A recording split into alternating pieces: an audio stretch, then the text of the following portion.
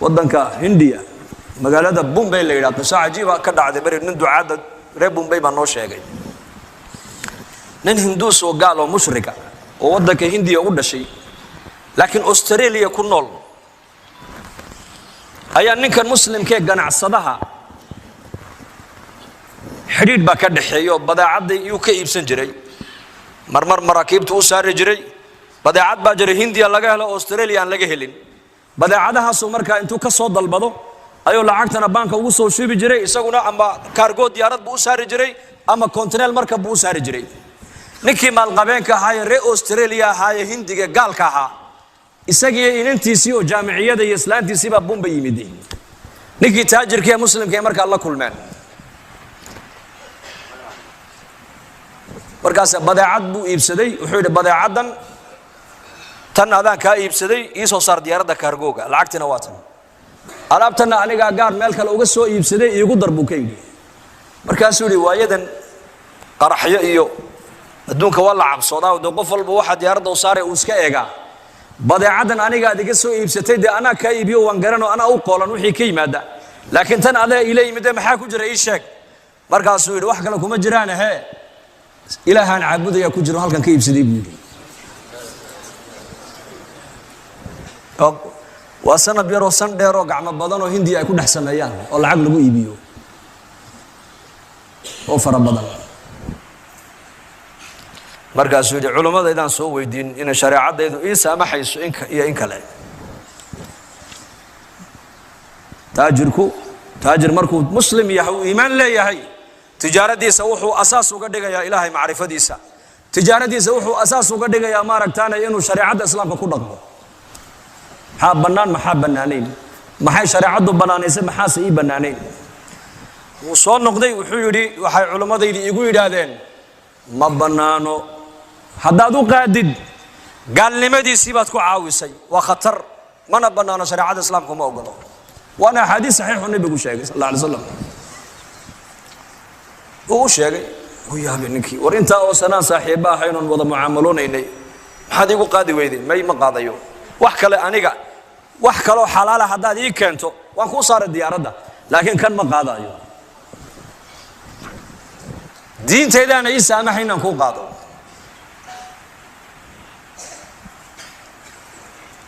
gabadhiisiiba marka inantii uu dhalay baa fikiraysa waa gabadh jaamiciyada habeenkii iyadii aabaheedii hooyadeed hoteelkii markay degeen ay tageen ayay tiri aabo ninkan muslimka inta oo sanad la mucaamaloonaysi muxuu inoogu qaadi waayay bay tiri ilaahayna aabo waa diintiisa ogolayna naga daabuudi aaba raay baan ka qabaa bay tiri halka raay baan ka leeyahay raaygaan ka leeyahay waxa weeyaan bahalkan aan iibsanay marka koobaad isagii intuu socdo Australia tagi kari maayo ma socon kara laba lacag iska bixin kari maayo diyaaradda kursi fadhiisan kari maayo saddex adigii waxaad iga dhaadhicisay oo hooyaday ka dhaadhicisay oo adiga ka dhaadhicsanna baahideena kana daboolaya markay dhibaatana qabatay hambarino waxay tiri ani arintaas maskaxdeeda ma galeysay tiri war kale keen فكرت لكن مسلم كيف التلفون كيس قبضتي ولا هذا الشيء وحيت بريت ولا انكم اركان دونيا وايو وين انت ودق عين كاس او دلي ويانا ما انت كوتمد يا ابيه لا صوتي اي كان بالبو marka ku martay qaaday markay u timiday wuxuu marka islaantiisii buu soo kaxaystay oo xijaaban oo gabadh mutadayinada markaas u soo gashay hoteelkii halkaaba gabadhii fadhiisatay waxay tiri anu adigan kula ballamay ruuxan kale kula fadhida maxay tahay wuxuu yiri ruuxan kale waa xaaskaygi diinteeda islaamku ima ogolaanayso inaan adiga kula kaliyoobo limaada waan ku geeyay adiga mahram badita mahram imatid mahram badu baahanta nabi maxamed baa yiri ninna naaga ajaaniba inuu san la kaliyoobin illa mahramkayga la jooga mooyaane alayhi salatu wasalaam taana horta qacbay ku tiri qalbigeedii diin bal ya meesha taale waxay tiri su'aal baan ku weydiinayaa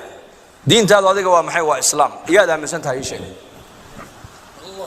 Allah bana aaminsanay la tudrikuhu al-absar wa huwa yudriku al-absaar kacirka abuuray dhulka abuuray marka halkii fursad waxay u noqotay inuu ninkii gabadhii dacwada siiyo inay iyadii halkii ku islaamto inay hoteelkii ku noqoto inay hooyadeedii aabaheed ay ka dhaadhicisay diinta islaamka oo labadii waalid oo da'wa weyn ay ku qancaan inay diinta islaamka soo galaan hidaayada marka ayahay nabi maxamed alayhi salaatu wasalaam wuxuu ku yidhi quraysh adeer anu kelmad baan la rabaa inay mar kaliya ii yiraahdaan hadday kelmadda ay yiraahdaan carab oo dhan madax bay u noqonayaan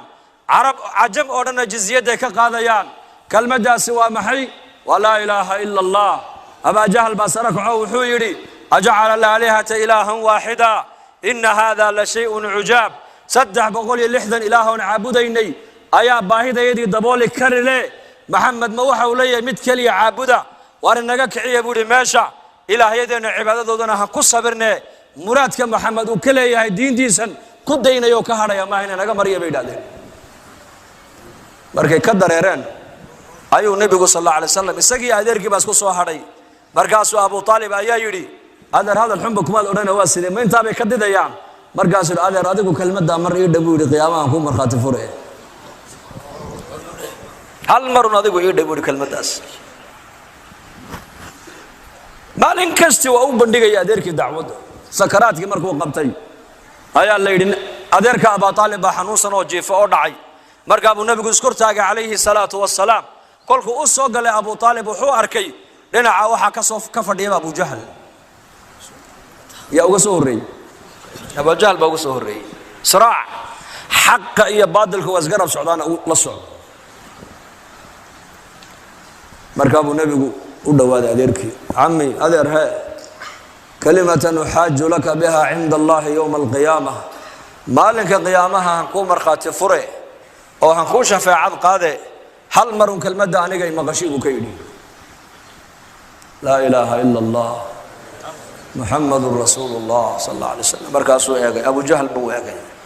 aba jahl baa ku yidhi atargabu can millati cabdilmualib biaba talib ma milladii cabdilmualib baad maanta ka weecanaysaa diintii awowyaasheen intood ka tagto diintan cusub ee maxamed uu la yimiday miyaad rumaynaysaa ood raacaysaa uu aamusay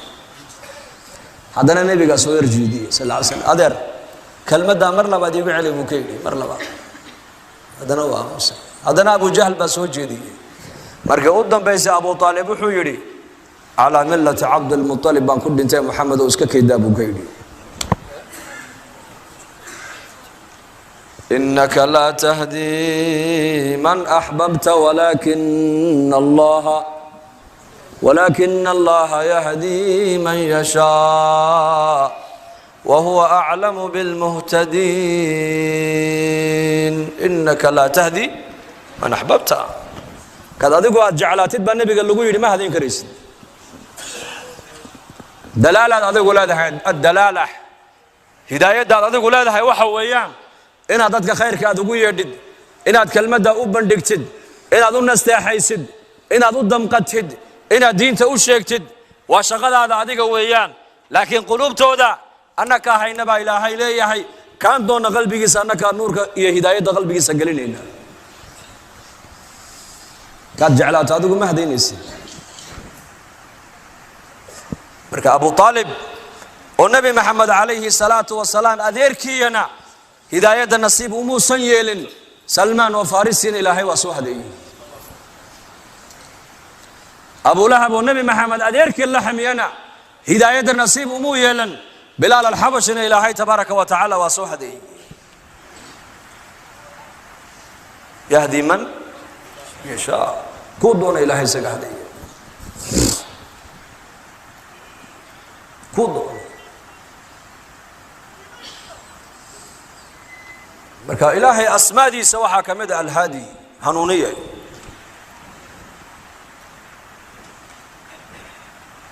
alxaafid waa asmaada ilaahay ilaaliye isagaa ku ilaalin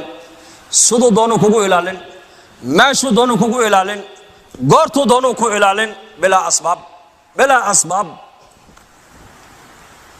سقالي سقاشة كان مقع إلهي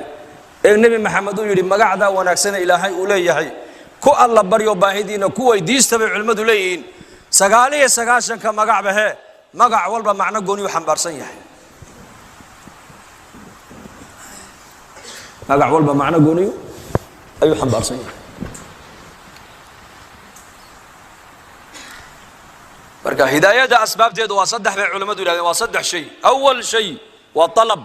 وإنه قفك الدون إنه حنونه ده ديك أنا دربين بإلهي الرسول كين أدرى هذا أوامر توضع ده إلهي الرسول كي صادق أنا كم الربان كم بهنة هذا أو بهن دين هذا أو بهن إن هذا هنون صادق أو بهن إن هذا إلهي أدعى صادق أو بهن إن الدين الإسلام كبرتوت كودكتوت كودكانت أدا أوباهن واي الدين تو أيضا ضد كاديجس دين الآن وادوغاك بعد نقول